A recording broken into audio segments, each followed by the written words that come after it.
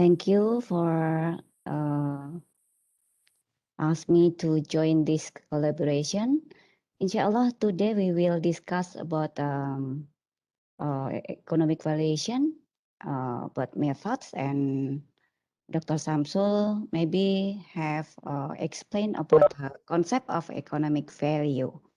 Okay, may I introduce myself? I am Endah Saptutiningsih from Universitas Muhammadiyah Yogyakarta, Indonesia. Okay, how many participants now, Dr. Samsul? We have 32, Okay. including you and me, Okay. meaning that all the students are present now. Okay, thank you. Okay, can I see the face of our student? Because just name Sure, here. sure. Could you please turn on your camera? But some of them. I want to know who are my students. Yes, please. Usually I didn't ask because of the problem with bandwidth, but it's okay. Okay, it's Could you okay. please Yeah. turn on your camera, please? Our guests would like to see every single person of you. Yeah. Okay. If you can activate the camera, it's okay. Okay, thank you. Yeah. Okay. Would you like to? I will share my material now. Okay.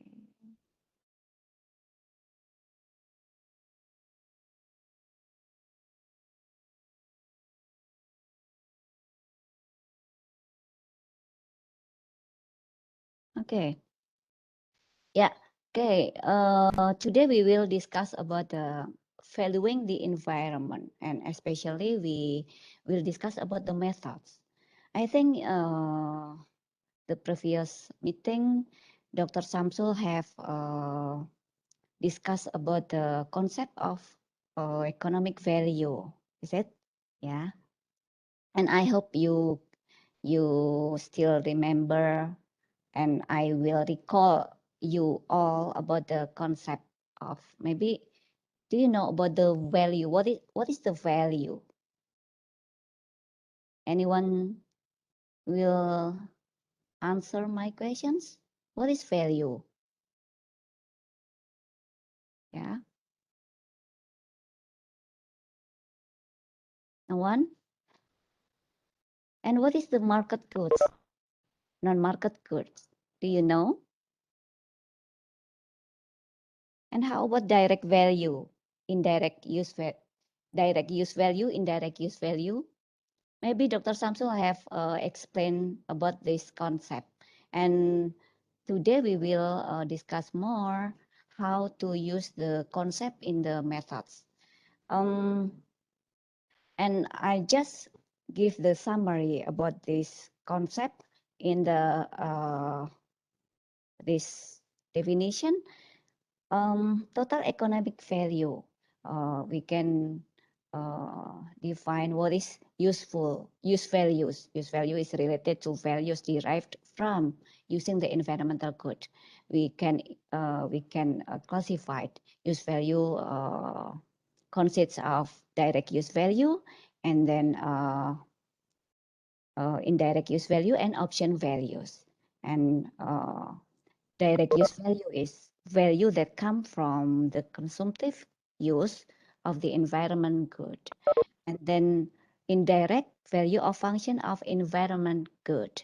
And then what is option value? Option value is values of conserving the option of making use the environmental good in the future, even though no current use is made of it. Yeah, this is a concept of the use value I just recall, and I hope you still remember about this concept. And then what is the non-use values? Yeah, non-use value unrelated to the value of the current or planned use of the environment good. Consists of bequest value, and then altruistic value, and then existent values. what is bequest value, altruistic and existent value? I want to know. Maybe some of you can give me the example about the bequest value. Value of knowing that future generation will benefit from the environmental good. Anyone can give me the example? Hello? Yeah? Anyone can give me? Bequest value. No one? We still consider about the future generation, how our generation will use the value of the environment. How about you? Can you give me the example? Maybe bequest value or altruistic value or existent value? I just recall because I will focus on the method of the economic valuation. Anyone?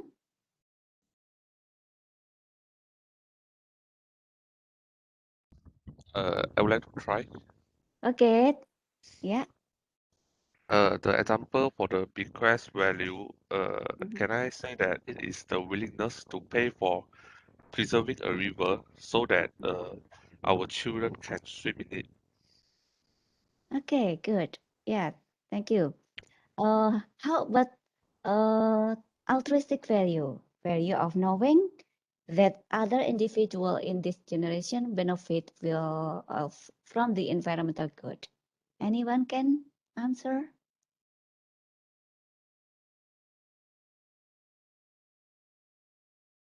Yeah, altruistic value. And then may I try? Okay, Aina. Maybe if you help someone else, but you didn't expect for a reward. Mm-hmm. What value? Pardon? For example, the altruistic value, it means that you're doing something for other people, but you didn't expect something for the people that you help. You didn't expect for a Can you reward. give the simple example? Maybe when you give someone or the other one. Deliver small benefits to Mhm. person. Pardon? Maybe Yeah. I will type in the chat. Okay. Okay. Yeah. Okay. Okay. Good. I will continue about the next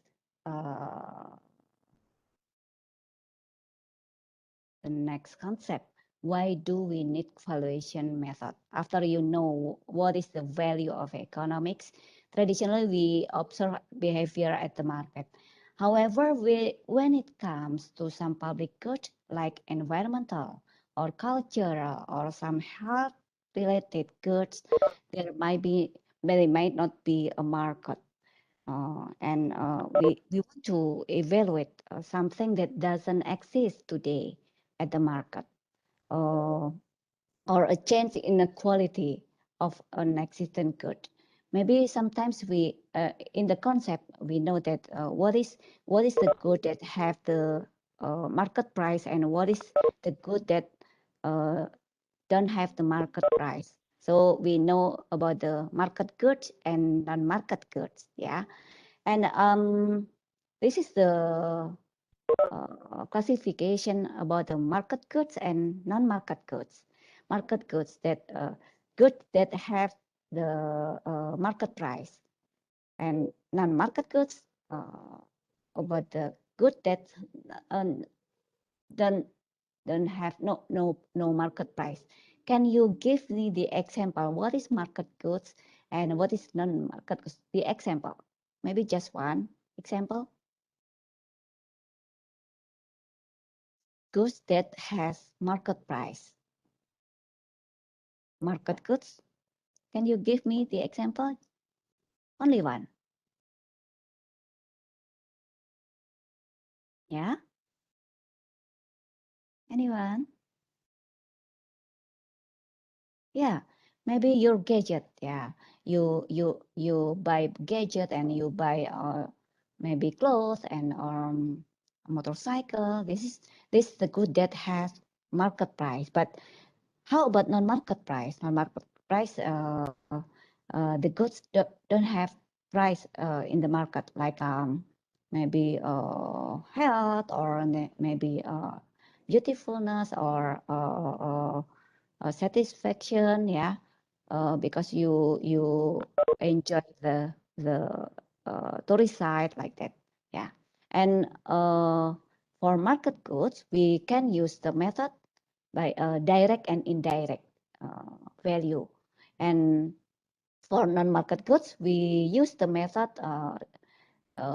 with two kinds of approach. The first one is revealed preference, and the second one is stated preference. For revealed preference, we have two kinds of the methods. The first one is hedonic pricing, and the second one is travel cost method. And the stated preference, we have contingent valuation method, and then choice modeling, and conjoint choice, and contingent valuation.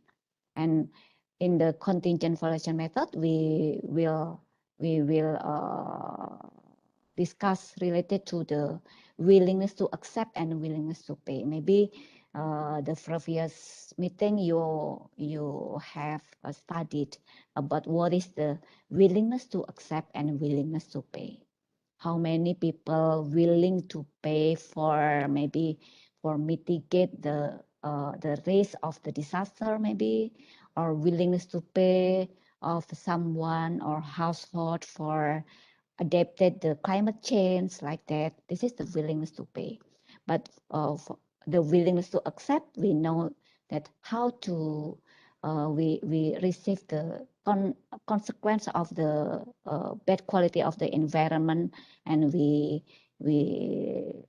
get the compensation. Yeah, this is the willingness to accept. And now we just discuss two kinds of revealed preference and two kinds of stated preference. They are hedonic price method and then travel cost method in the revealed preference, and in the stated preference we will discuss about the contingent valuation method and then choice modeling. Until this session, any question or not? No? Okay, if no questions, I will go to the next.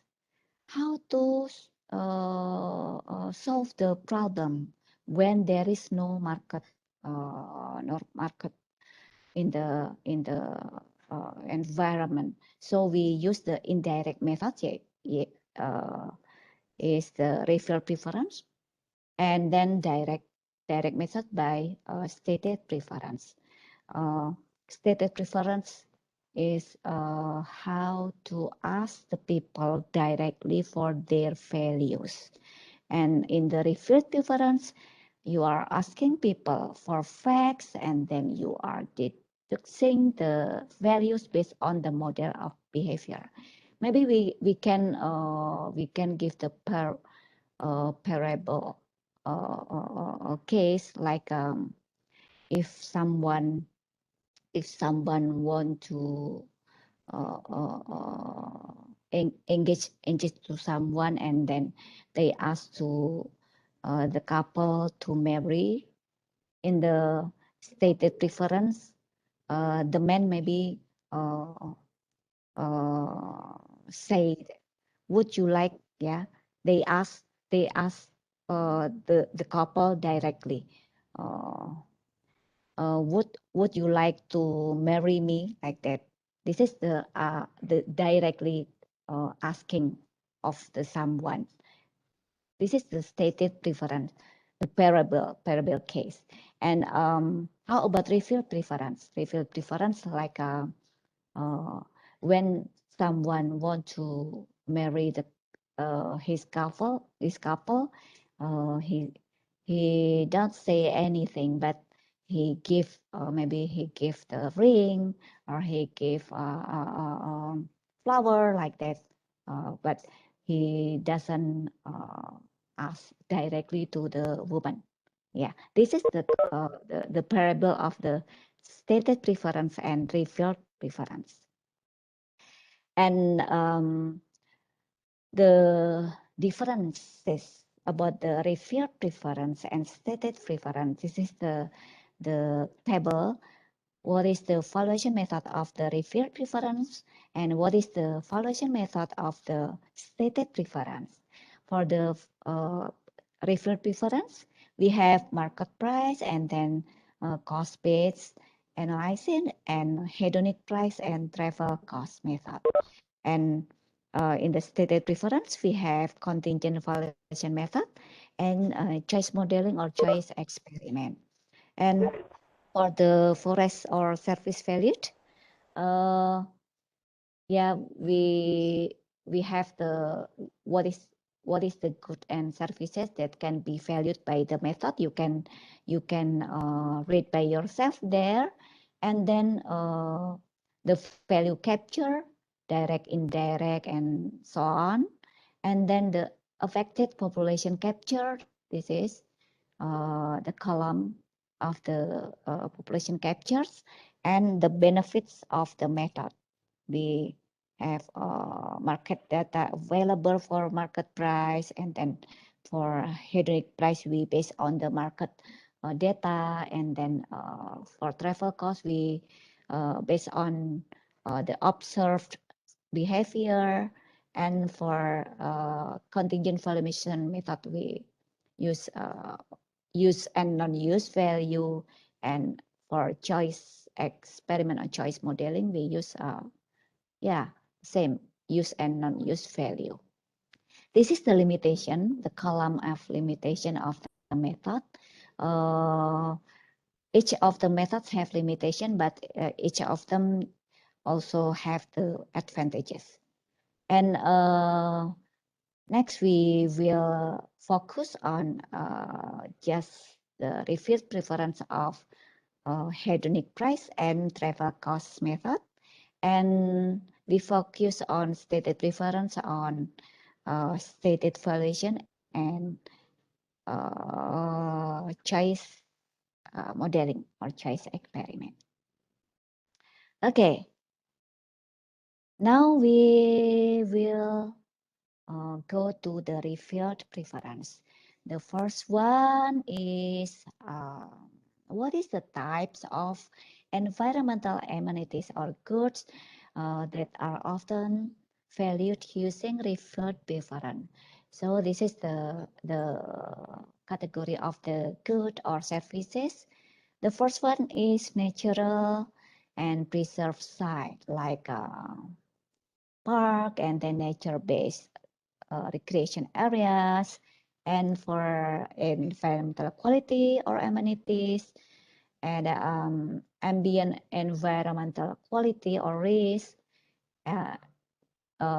commonly for the residential location, and in the individual environmental quality or risk in the individual work site, or environmental input into production. Okay, until this material, please give me the example in your area that can be used the revealed preference to value the environment. Please give me the example. Maybe one of them in your area. Maybe in your area, any tourism site or any factory or residential or housing there. So please give me the example. One of them in your area. Anyone, please? Yeah. Anyone give me the example? If the example can use Okay. as preserve forest. Preserve forest. Yeah. Yes. Any preserve forest in your area?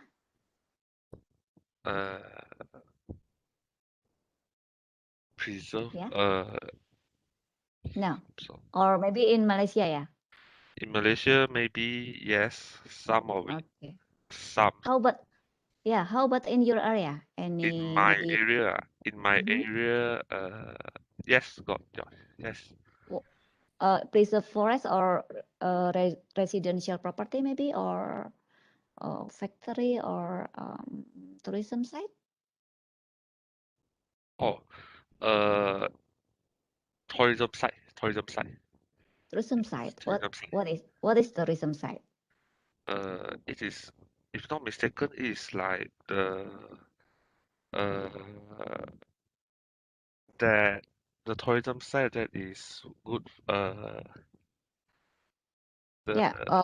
What is the name? What is the name of your tourism site in your area? Name, the actual name. Name. The Okay. actual name at my tourism site, if the name they state that it is Balik Kampung. Balik Kampung. Yeah. Yes, it is for Okay. tourism site. Yes. Okay. Okay. Maybe in the next thesis, maybe you can use this object of the tourism site for to be evaluated by the travel cost method. This is the one of the method in the refill difference. How to value the economic benefit or economic value of the Balik Kampung tourism site. Okay, thank you, Jun. Jun, yeah. Yes. No Okay, problem. thank you. Okay, how about the others? Maybe any others student have the example of the types of environmental goods or amenities? Yeah. Anyone?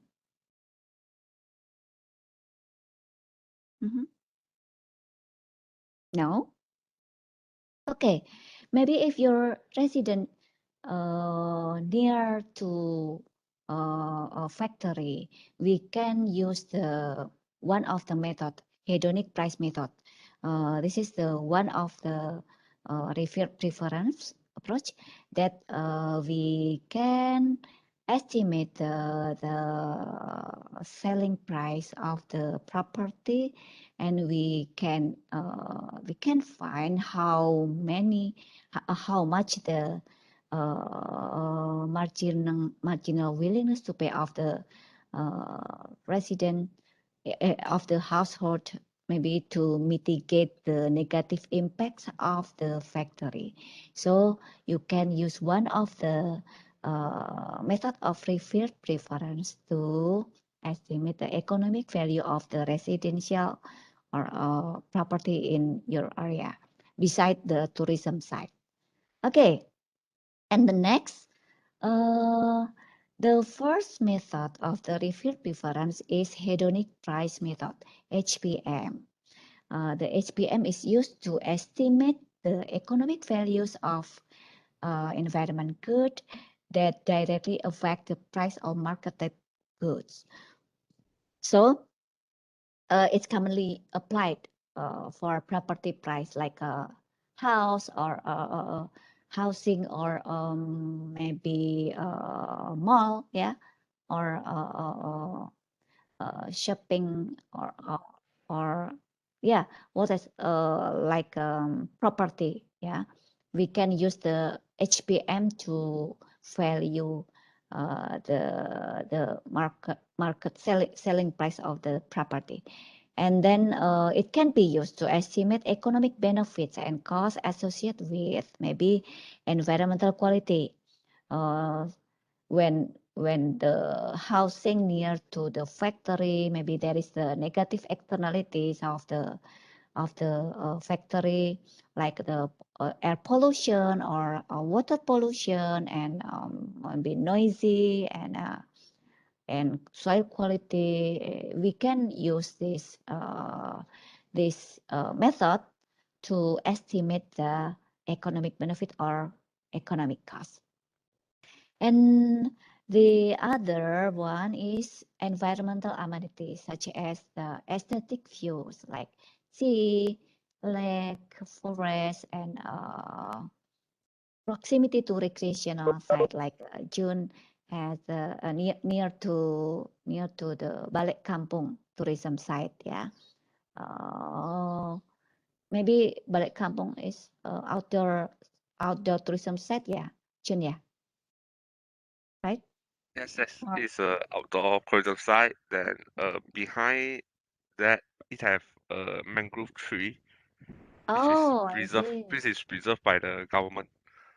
So in the in the mangrove tree there they have a lot of like small road for us to just jogging, or you can just cycling there. Because there's a Okay. preserved site. So, Yes.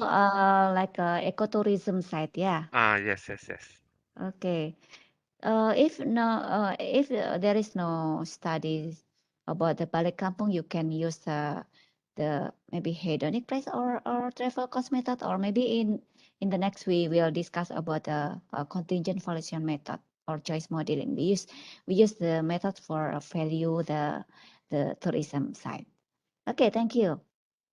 And then what is the main assumption for HPM? The first one, the main assumption by Lancaster characteristic theory, that is people value that the characteristic of the good or the services is provided rather than the good itself. So in the HPM, we focus on the characteristic of the good. Yeah, like if you have the object of the property, maybe your house, or you observe in the some area about the housing, you will focus on the characteristic of the house there, like maybe the square of the house, and then how many stage, how many what kind of wall, and then what kind of roof, and how many rooms there, and how many bathroom, like that. This is the characteristic of property that we will use as the independent variable of the hedonic price model. So this is the main assumption, that the property or the good can be valued by the characteristic of the good, not rather than the good itself. Yeah, we know that the house that or the property that has the broader square has the higher price than the smaller property, and maybe the how many rooms can influence the price of the property, like that. Yeah. Okay, thus the property prices will reflect the value of a set of characteristics. Yeah, include the environmental characteristic. Maybe you can value the property or the building when the building or the property near to the river maybe has the lower price than if the property far far from the river. And maybe when the property near to the school or near the public services or public facility maybe has the higher price than the property far from them. Yeah, this is the characteristic. Yeah, and how about the environmental characteristic, like how many the pollution, yeah, air pollution, maybe the government against government agency related to the environmental has the data about the air pollution there. When the area has the higher pollution, maybe has the lower price. Yeah, not just the air pollution, can be it can be water pollution, or maybe the flood. How many centimeters that the water when the rain when there is the rain, or yeah, there is a heavy rain, it can be used as the variable of the hedonic price model. Okay, any question until this material? So we focus on characteristic of the good. Yeah. Okay, no questions? Okay, if no questions, we go next. The main assumption related to characteristic, not just, yeah, I have explained, not just the environmental and the characteristic of the building. We can use also the neighborhood and community. Is the area has the criminality or not, or how about the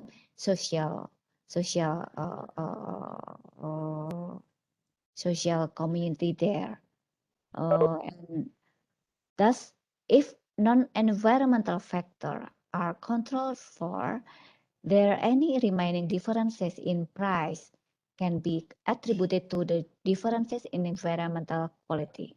I have explained, yeah, first that when there is the criminality and the distance from the river or from the public facility, it can be influence the price of the property.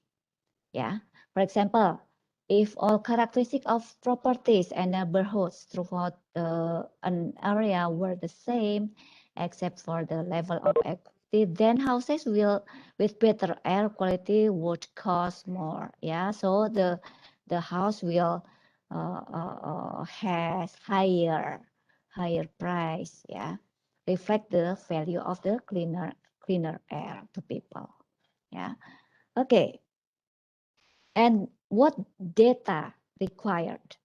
Yeah, by applying the hedonic price method, we can use the environmental amenity of interest, like air pollution measurement, PM10, and then CO2, SO2, like that, or the distance for hazardous waste site, the distance from the river, from the maybe the landslide point, yeah, or the earthquake point, like that. You can use this environmental amenity. And for example, in Indonesia is one of the area that prone to earthquake. Yeah, some area has the point of earthquake. So the price of the building or house near to the earthquake point, there is the lower price than far from the point. And then Indonesia has the prone to the landslide too, because we have the more mount, yeah, or hill, yeah. So when the area near to the landslide point has the lower price, yeah. Okay, cross-section and time series data on property prices needed too for the method. Yeah, you can use the data from the government agency related to the property price, or you can use the data from the household to get the price of the building or the house. Yeah. Okay. And then how to analyze? Yeah, we can use the regression analysis for HPM. Yeah, for the first stage of HPM, we estimate the hedonic price function related to the price of the good or the property, and the independent variable is the characteristic of the building of or the house or the good, like how many rooms, how many square, and then what kinds of the wall, what kinds of the roof, and the environmental characteristic like the distance from the main road, the distance from the school, and then the distance from the river, and we can use the pollution, yeah, how many air pollution there, yeah. This is the first stage of HPM. And the regression result will indicate how much property values will change for a small change in each characteristic. Yeah, the characteristic I have explained. And that is differentiating the hedonic price function with respect to any one of the characteristic. Here's the implicit price function. Yeah, implicit because it is the revealed to us indirectly through the amounts people are prepared to pay for the whole property. Yeah, so this is the revealed preference. We don't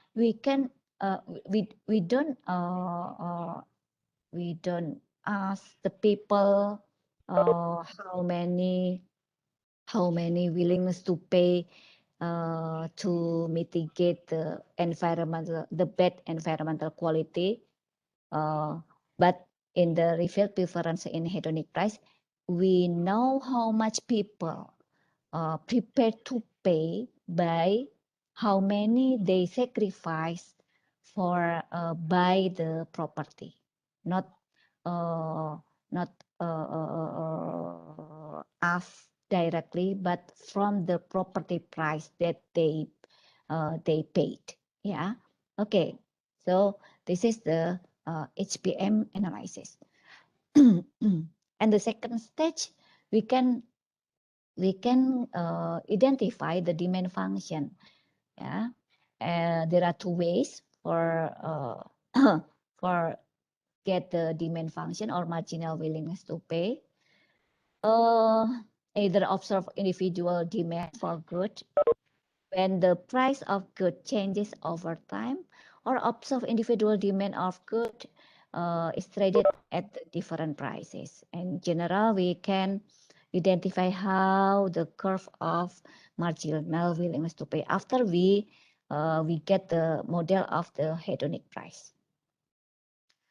Okay, what are the advantages of the HPM? Yeah, the HPM relative straightforward and uncontroversial because based on the actual market price, and then relative efficient because we get the price from the data from the agency, and then we can observe the characteristic of the property directly, and then very reliable, and we can get from many sources to get the property sales, and it's inexpensive, yeah, to apply. And what is the limitation? Yeah, but HPM have also limitation. The environmental benefit can be measured is limited to environmental good and services related to property markets, and will only capture people's willingness to pay for perceived difference in environmental attributes and their direct consequence. Maybe people are aware about the linkage between environmental attribute and the benefit to have the property, but in the HPM we focus on the property of the price of the property. And the method assumes that people have the opportunity to select the combination of feature they prefer given their income. Yeah. However, the housing market may be affected by outside influence like taxes and then interest rate and so on. Okay. And the other limitation, the main assumption of the HPM household have perfect information, but in the reality, the price, the implicit price they pay for different currency may be vary from sale to sale. Okay, this is the limitation of HPM. And the other limitation, it's maybe relatively complex to implement and interpret because maybe require the statistical expertise, and then large amount of data must be gathered and time and expense to carry out an application. Yeah, depend on availability and accessibility of the data. Okay, and for example, I have some publication of the revealed hedonic price studies. The first one in about the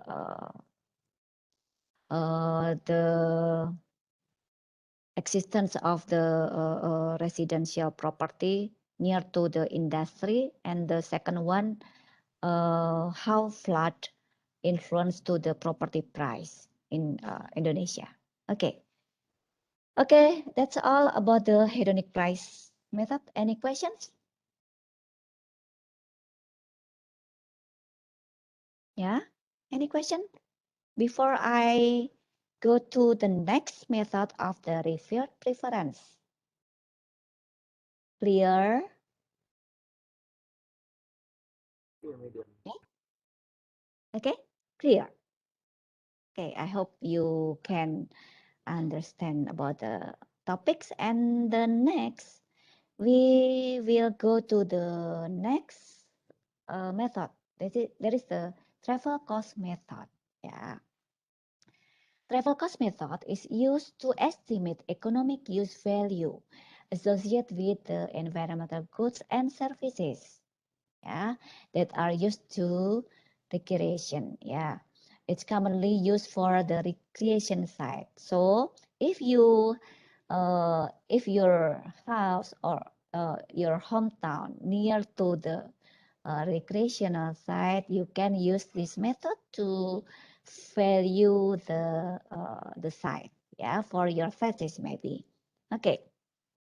The method can be used to estimate the economic benefits or costs resulting from the first one, changes in access costs for a recreational site, and the elimination of an existing recreational site, addition of the new recreational site, or changes in environmental quality at the recreational site. This is the case that you can use by travel cost method because of the change of the variables. And what is the definition of TCM? Yeah, the basic idea of the TCM is that time and travel costs, expenses that people incur to visit a site represent the price of access to the site. So we don't ask the people directly how many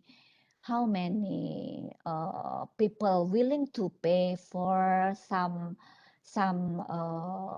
recreational site, or but in this method we proxy the willingness to pay by the sacrifice of the people to get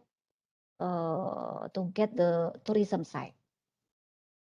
How much they expend to get the tourism site for enjoy the clean air, for enjoy the view, and so on. Yeah, thus people's willingness to pay to visit the site can be estimated based on the number of trips that they make at different travel costs. So, if someone go to the site more, yeah, frequently, it can describe that the site has the higher price. They can they willing to pay more to get there frequently. Yeah, this is analog to estimate willingness to pay of the people for a marketed good based on the quantity demanded at the different prices. And there are some variation of the TCM. The first one is zonal travel cost approach. Yeah, uses mostly secondary data with some simple data collected from visitor. And the second one is individual travel cost approach, and the third one is random utility approach. Uses survey and other data and more complicated statistical techniques. Okay, before I go to the next material, I want to know, beside balik kampung, what kinds of the recreational site near to your area? Anyone can answer?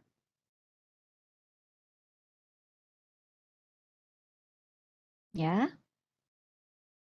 the site can be valued by TCM. Okay. Yeah. Anyone? Can I give some Yeah. examples? Okay. If Penang Hill, Yeah. Penang Hill, the The recreation site. what kinds of the site? It is like, oh, what kind of site? It is site at the top of the mountain. There got some homestay and also some Mm-hmm. place for us to eat. And Mm-hmm. it is Cul- at, Culinary. at the top of the hill, Penang Hill. At Uh-huh. the top of the hill, Okay. you can either Mm-hmm. hiking go up, or Mm-hmm. you can use there's a cable car for you to just buy the ticket Mm-hmm. and you ride the cable car, you just go up. Oh, okay, good. And at the top Yeah. there, you can watch the Penang Island view from the top lah. You can watch the Mm-hmm. whole Penang Island view, and also there is some food store to eat, and also some souvenir store, and there's also a homestay there. Oh, good. Uh, Yeah. Have you ever go there? I go there once by hiking, go up. Huh? The air Okay. and fresh air there also is very Mhm. fresh, also very cold, not too hot. Mhm. Okay. How many distance from your home? If distance I think it's about, if drive car from my home to there, I think it is about uh half half an hour. Wow, Ah, it's so far. yes. If Yeah. I need to drive Wow. from my home to the Mm. Penang Hill Oh, there. yeah.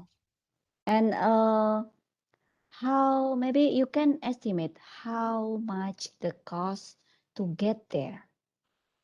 How much the cost? Maybe for the rental or for accommodation or consumption or so on. The cost to get there, if I estimate I estimate Mm. I guess it is if does Mm. not include the accommodation fee, but Mm-hmm. just only go up there to like relax, to Mm-hmm. see the view of the Penang and to eat some of the food. I think Mm-hmm. it is about 50 ringgit. Estimate Mm. 50 ringgit. Because if Mm-hmm. you want to include the accommodation fee, if you want to stay at the top of the hill there for maybe one night, then I Mm-hmm. think maybe it will go to like 200-300 because Wow. I heard that the accommodation fee at the top of the Penang Hill there it is quite expensive for one night. Mm. Yeah. 15 ringgits include the 50 50 50 50 50 ringgits include include for the travel costs. yes, and also the cost for you to eat because at the top of there there is a lot of like food. It is delicious mouth-watering Mm-hmm. food. Mm-hmm. It's good. Okay. Yeah. Good. Good, June.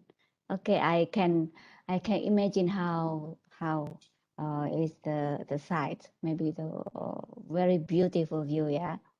Yes. Okay. Okay. Thank you. Yeah. This is the one example. How to estimate the travel cost to get the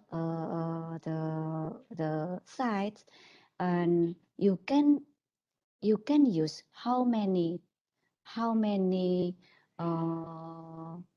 you visit there, and then how much the travel cost to get there, and then you can use how many the distance between your resident until the site, and then how about the facility, how about the environment, like that.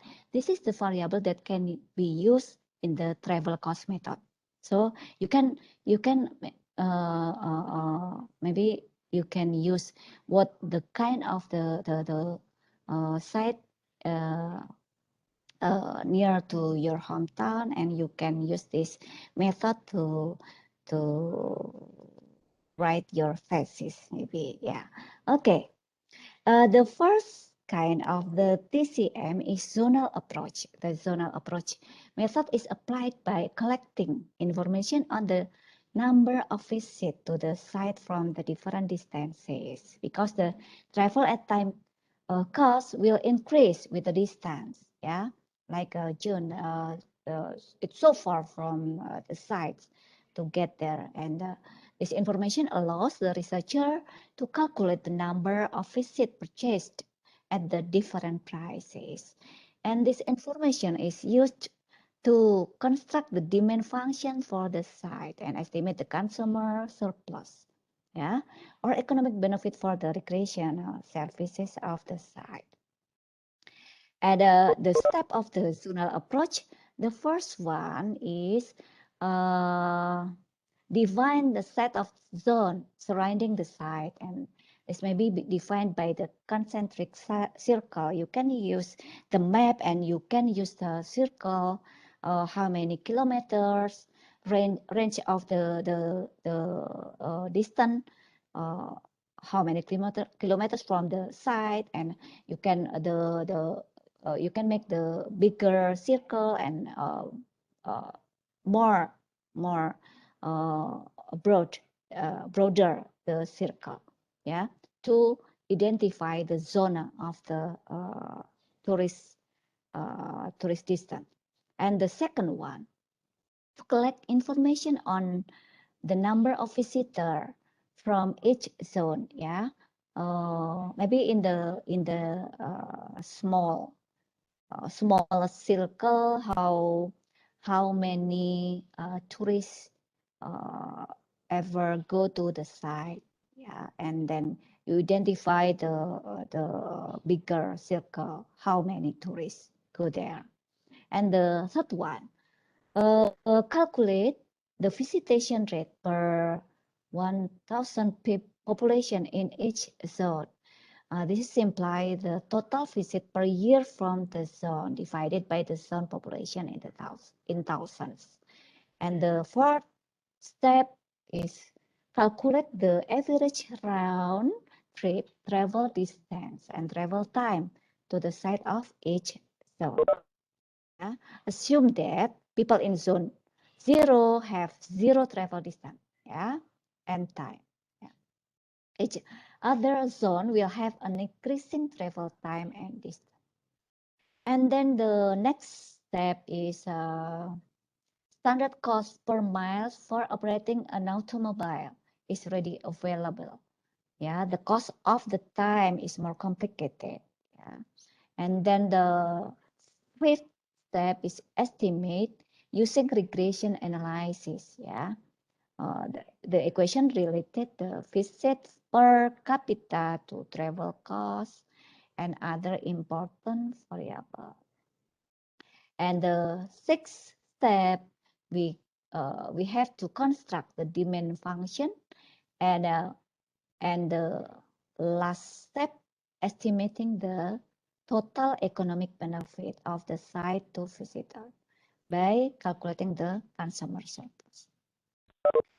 Okay, and then the next approach is individual approach. Yeah, not zonal but individual. It's similar to zonal, but uses survey data from individual visitor. Yeah, not data from the secondary data like map. Yeah, and we don't make the difference between the zones. Yeah, this method requires more data collection, slightly more complicated. Yeah, but give more precise result rather than simply collecting information on number of visitor and their distance. And then what the information needed? The first one, the location of visitor's home, like I asked June, and then how many times they visit there, and length of trip, and then time spent at the site, and travel expenses, yeah, and how much the income of the visitor, and socio-economic characteristic, and then maybe the visitor go to other site beside the trip, we can identify more, and what reason, yeah, why they go to the site, and how about the perception of the environmental quality there, and maybe some people have the substitution site to change the maybe the same type of the tourism. And in this individual approach, we use survey data, and the researcher use individual data rather than each zone, and we can get the demand function for average visitor to the site, yeah, and this is multiplied by the total relevant population there. Nah, for example, I have some publication with methods of travel cost. Yeah, the first about ecotourism of recreational site, and then about the coast, yeah, Gua Cemara coast in Indonesia. Okay. Any question for travel cost methods? We still have 30 minutes. Any questions? Yeah? No?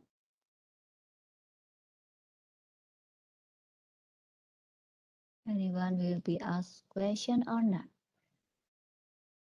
No? Okay, if no questions,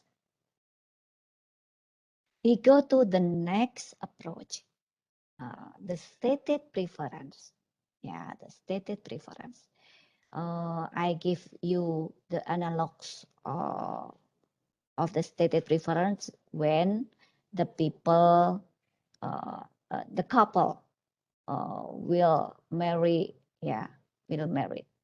And the man asks to the woman, would you like, or will you marry me? Yeah, will you marry me? This is asked question directly to the people. Yeah. Okay.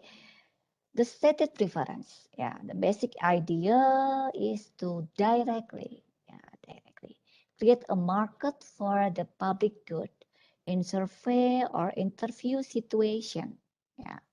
Therefore, they are usually called hypothetical methods since no actual money transaction is done. Yeah.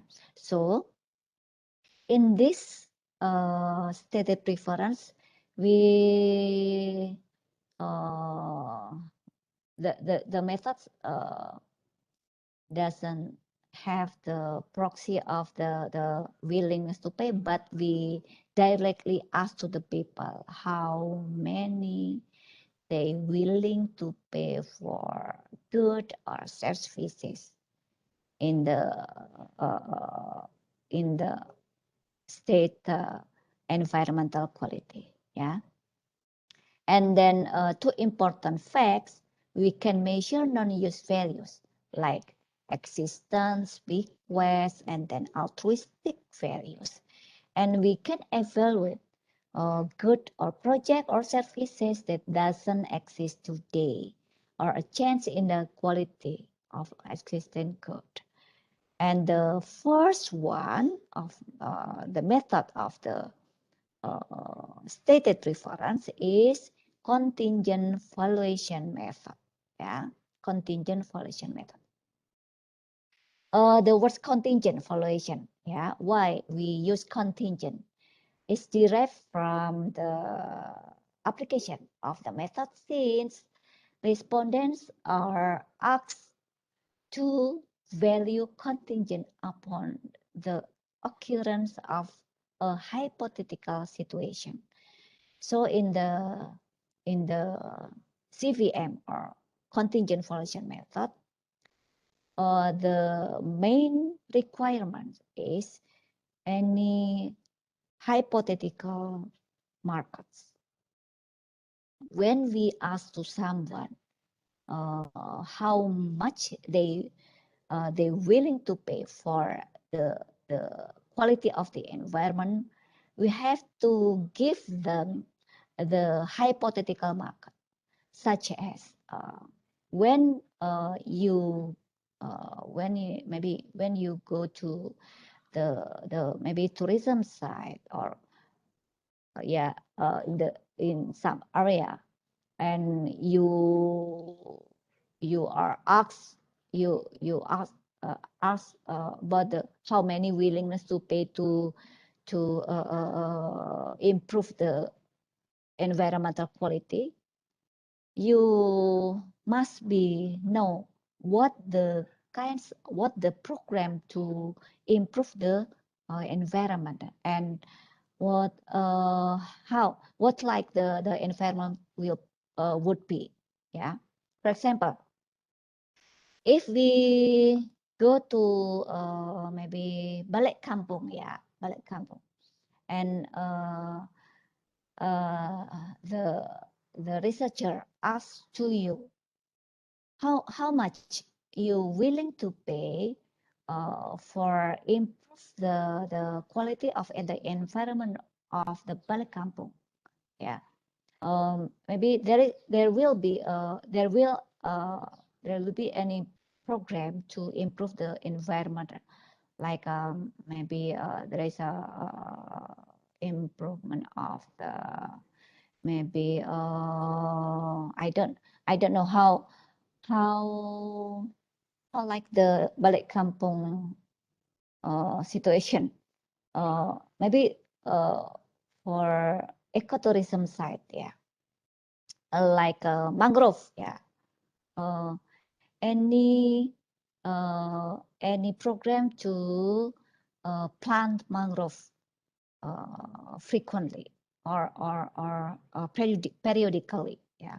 Any program for cleaning the environment, you can give the description to the respondent, or any program for tour guide to guiding the tourists, yeah. Any program for increase the facility for the visitor. You give the description of the situation that the people willing to pay to improve to improve the quality of the environment in the mangrove site, like that. Yeah, this is the hypothetical market, and the main thing is to present a scenario which includes a detailed description of the good to be offered to the respondent, as well as how the respondent is paid for the good.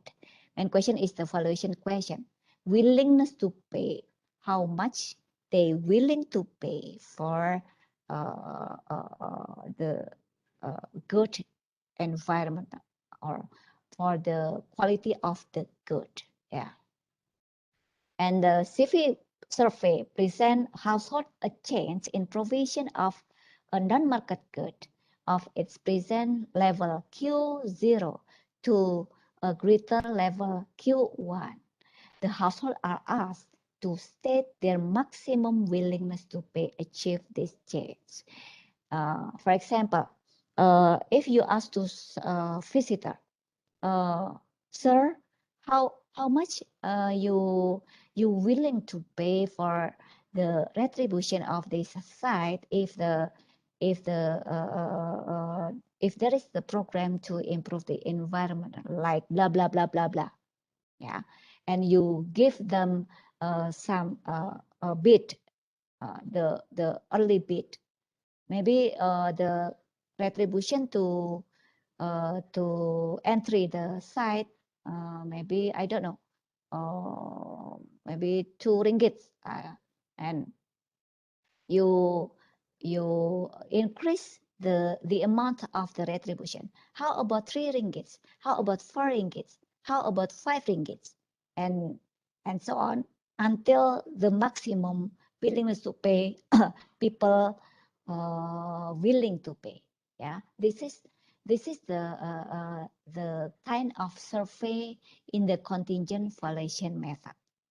And then we can define the indirect utility function, or V, yeah, V, that describe the maximum amount of utility a household can derive from their income. Why? Yeah, given the prices of market goods, P, yeah, and the level of provision of non-market goods, Q, and we can estimate the model of the indirect utility function of the respondent. V, function of income, price, and economic factors, social demographic factors, and quantity. Yeah, this is assume that increasing the provision of the good in question represent an improvement. For example, Q1 gives household higher utility than QO. Yeah, so when we give the early bid, maybe they have the early utility, and after we increase the bid, they can get a higher utility. Yeah, And the other hand, the more they have to pay for the good, the less utility they get. Yeah, higher cost decreases utility. The maximum willingness to pay is the monetary payment that would ensure that household well-being with the higher level of provision is identical to their well-being at the lower level of provision. For example, willingness to pay is maximum amount of money a household can give up for the improvement in, for example, environmental quality without being worse off than in initial situation with QO. Yeah, okay. What the step of the CV study? The first one, design the questionnaire. Yeah, so you have to make the scenario. Yeah, describe a change in quality in the public good or new good, inclusive the willingness to pay questions. And the scenario also describe how a respondent would pay for the provision. So the main requirements beside the hypothetical market, there is the payment vehicle for pay the willingness to pay. For example, if you go to the site, tourism site, the vehicle, the payment vehicle is the retribution entry. Yeah, or maybe for the like quality of the environment, public environment, we can use the payment vehicle of the electricity bill like that. Yeah, this is the payment vehicle.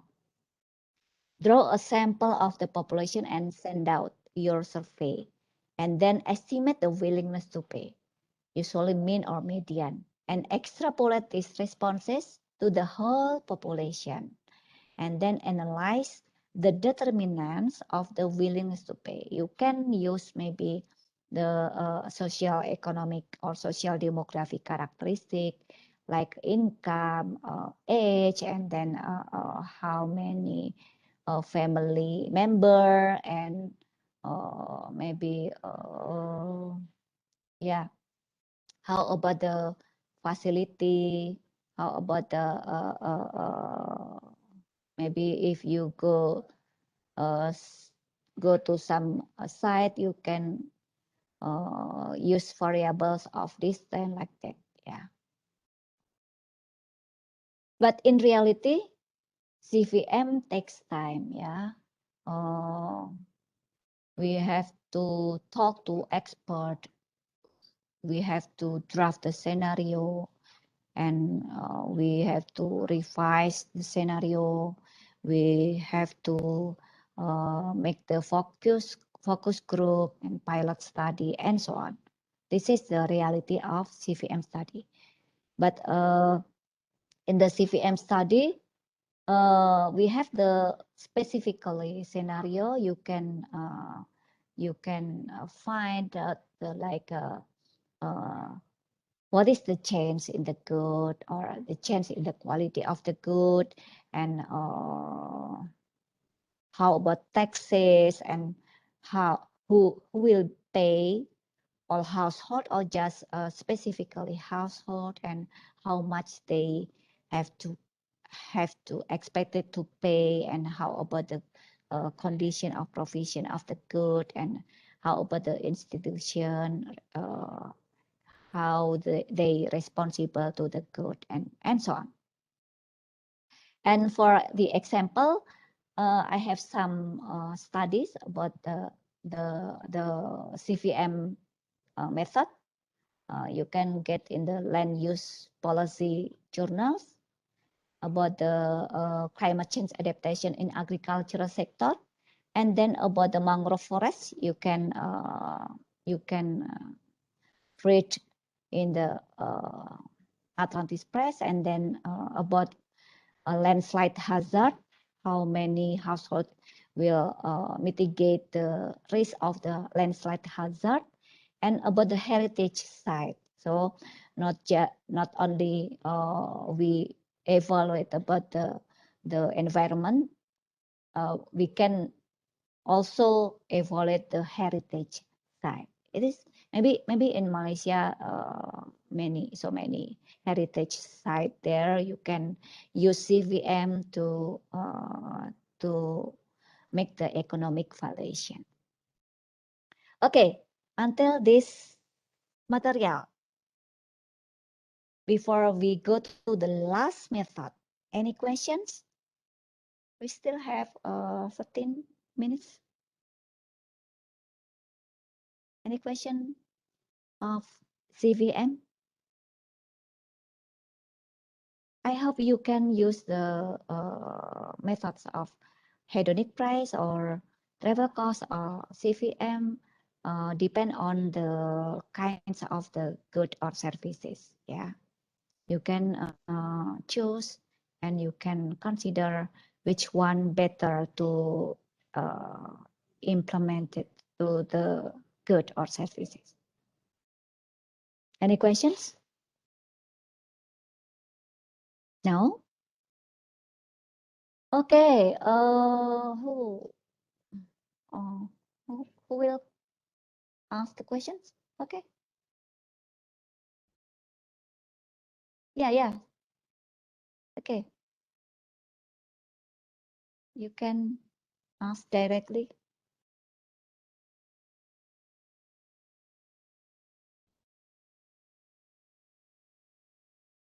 Yeah. Who will ask? I'm sorry, I'm not familiar with WebEx. Maybe you can ask directly.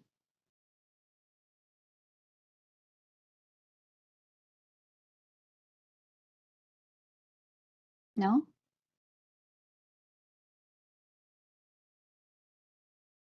Okay, if no questions, we go to next. Yeah, this is the last method of the stated preference. There is the choice modeling. Yeah. I will give you the example of the choice modeling case. The choice modeling give us the scenario of the policy if there is the maybe environmental problem in the area. For example, in Jakarta, yeah, there is a TSP concentration highest in the world, second position after New Delhi. Yeah, so we have some table about the ambient air, about the TSP, NO2, PM10, SO2, and NOx. Yeah, how the rank of the ambient air in Jakarta. And then the hypothesis is the transportation sector is larger contributor of PM10. Yeah, the traffic, there is many traffic jam there, and it can cause the bad air pollution there. And one of the contribution of the air pollution of vehicle is PM10. Yeah, that are higher than the recommended threshold level. Yeah, and is a significant causal variable for the number of restricted area RAD. Yeah, cause fever, cold, cough, and asthma in GMA. And the GMA citizen hold positive values for a lower number of RAD, better visibility, and less disturbing odor as a result of the implementation of new transportation policy. So the government have the new policies for transportation sector. And then this is the bioeconomic modeling. The first one, we have the PM dispersion model, and it calls the risk assessment for public health. So we use the choice modeling for solve the problem. And this is the map of the Jakarta metropolitan area. We have the concentration of the PM10 in every sub-district, and we use GIS for mapping them. And after we know the situation of the air pollution of PM10 in there, we analyze the risk of the public health. Unit analysis is restricted activity days, and the air pollutant is PM10. The illness is lower and upper respiratory illnesses. So the researcher used the data of the lower and upper respiratory illnesses, and the source is RED, lower and upper respiratory illnesses, and concentration of PM10. This is the model of exposure response model.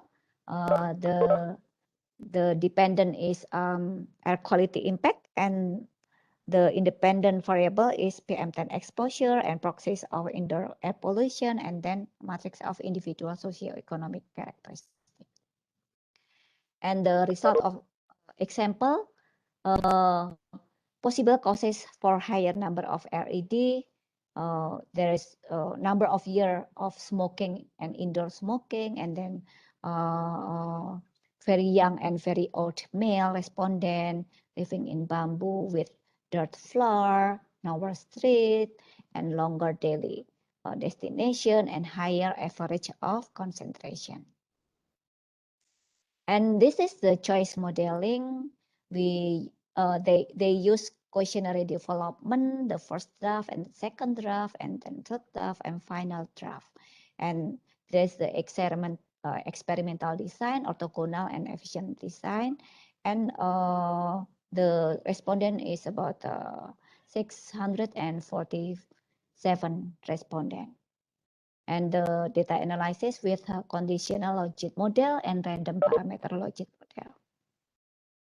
This is the content of the questionnaire about the purpose of research and importance, and the framing, respondent experience with the air pollution, attribute ranking exercise, and problem description is about the attribute in show card. So they use, the researcher use the show card to explore the attributes, and then the possible solution in the card, like improvement of public transport facilities, reduction of the vehicle number, and then reduction of the old vehicle. And the payment vehicle is additional land and property tax, and vehicle tax, and entry fee, and higher parking fees in central activity areas. The choice set is 4 choice set for each respondent, and closer is health and socio-demographic condition. This is the problem description. Yeah, there is the health problems and the visibility and the smell. Yeah, smell from cars and motorcycle, smoke. Yeah, and the health problem like fever, and then cough, cold, asthma, and about the visibility range, how distant we can see the object in front of us. Yeah, and then how about the smell? And this is the policy. The policy is improved public transportation facilities, and then restriction vehicle number in the busy areas, and reduction of old and motorcycle. And the first one upper first one is current condition. There is the traffic jam. Yeah. And this is the choice set, one of the choice set for respondent. the policies is improve public. We can see the column, yeah, current condition, and then improve public transport and restriction of vehicle and reduction of the car. This is the policy. And about how about the attribute? We have the health problems, feasibility, and smell, and how much cost per year to get the condition. Yeah. For example, if the program is improve public transportation, the health problems RDA is 3 days per month, and then by restriction vehicle 2 days per month, by reducing old car 3 days per month. How about feasibility? If we use scenario policy improve public transport about 50 kilometers, and so the other policy. How about smell? Yeah, disturbing if we use improve public policy, and slightly disturbing if we use restriction vehicle numbers, and if we reduce the old car disturbing. And how much cost? 900,000 by improve public transport, and 500,000 by restrict the vehicle numbers, and 900,000 by reduction the old car. And this is the example of my study using the choice modeling about the choice modeling of sustainable tourism and mangrove forest valuation in West Lombok, Indonesia. Okay, I think it's enough for the material of valuing the environment. Any questions? Yeah, I think the time will be end. Any questions?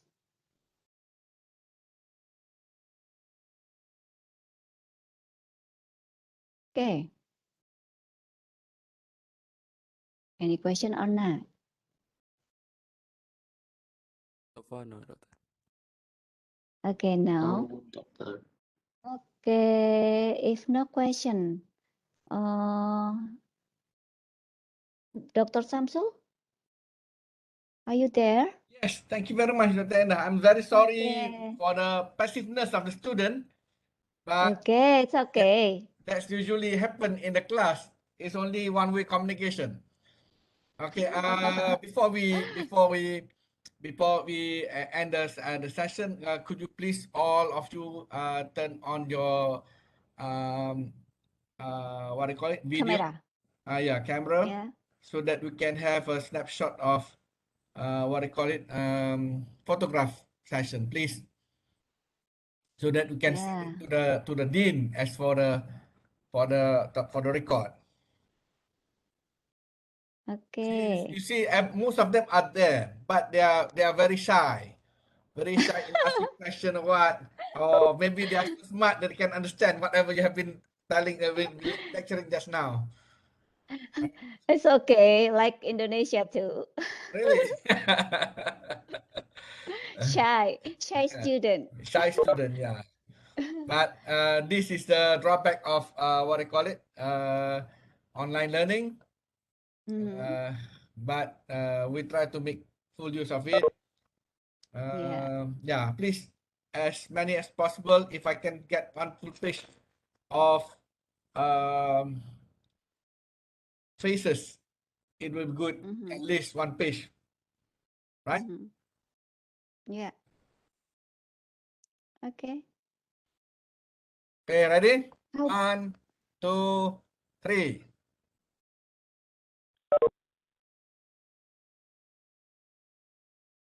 Again.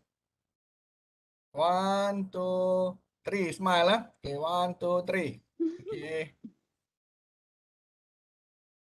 Thank you very much, everybody. And thank you so much, Thank Endah, you. Yeah, thank uh, you, for Dr. for Samsul. a Thank very you, thoughtful student. session. Yeah. And I really hope that you guys learn a bit, at least from the session. It's very comprehensive that I usually cover it in 2 or 3 sessions for the methods, but that's very nice. With that, I thank you very much, and Yeah. until we meet again in maybe in the future, if we have the